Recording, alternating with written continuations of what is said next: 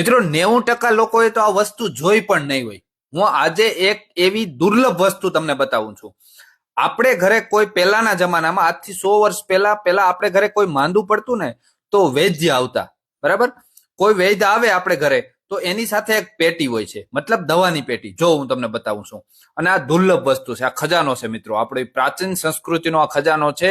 એ જો અહીંયા જો અલગ અલગ કાચની બોટલો છે, આ કાચની બોટલોમાં અલગ અલગ ભસ્મ રહેતી, અને ભસ્મના મિશ્રણ કરી અલગ અલગ દવાઓના મિશ્રણ કરી અને વૈદ્ય આપણને દવા આપતા, અને તાત્કાલિક એ લોકો સાજા. એટલું આયુર્વેદ આપણું મહાન હતું. જો અહીંયા પણ એક બોક્સ આપેલું છે, અલગ અલગ જો કેવી કાચની બોટલ, એની ગોઠવણી છે.